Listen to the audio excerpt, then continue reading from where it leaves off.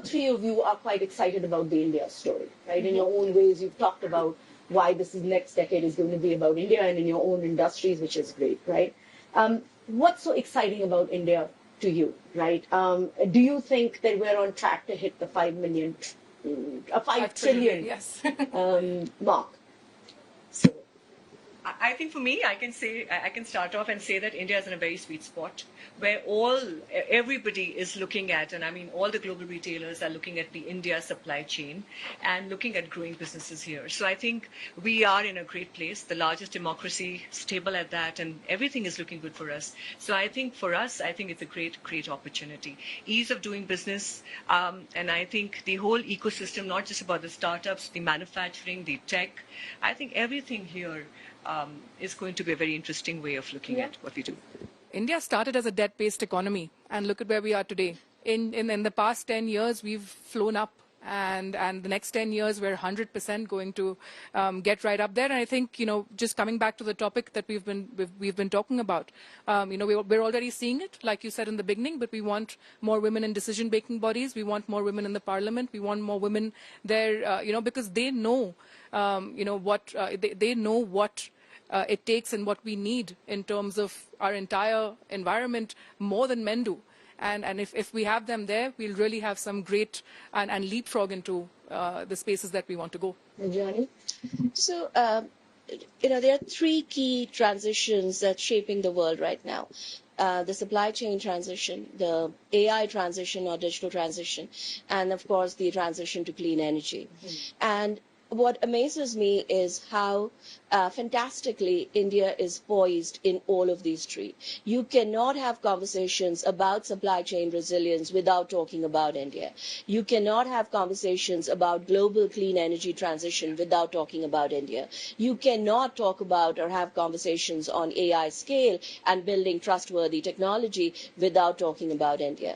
So to me, the way India is poised right now, I've said this before also, we are transitioning to becoming inevitable India. Yes. We've become inevitable to the world of business, to the world of technology, and that, as Dipali said, is an amazing sweet spot to be at. So Prime Minister's going to be very happy because he's looking at women as a voting bloc. This voting bloc seems to have given him a big thumbs up. Absolutely. Yes? Absolutely. So last question before we wrap up, right? One of the things that all three of you have said, echoed from the green room and also through our conversation. We want to be seen as leaders, not just women leaders. What is it going to take for the other side to see you as leaders and not just say, oh, woman leader? What do we need to do? I think the important thing here is that how many allies, the allies do you have in an office or in your workplace, I think is going to be a very, very important thing.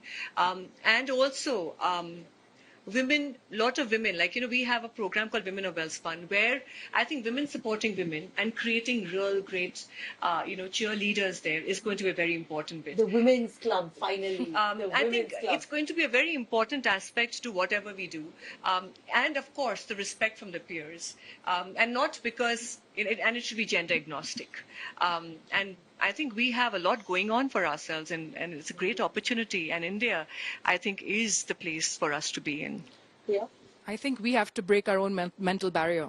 I think it's up to us. We need to break apart. When we are in the workplace, we cannot approach individuals as women. We need to approach individuals as a professional, and that's really going to take make what we want happen. And 100% I can see it happening.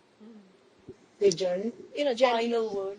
Gender matters for the first 1 minute of the conversation. That's it. Then when the conversation starts and you start talking about it, I know no one's thinking about my gender. So to me, it's at least the people who work with me, the industry that know me, no one will dare say women leader. They will not. So I think the transition's already happening, and even if they do, it'll be just that first 60 seconds. Yeah, that's it.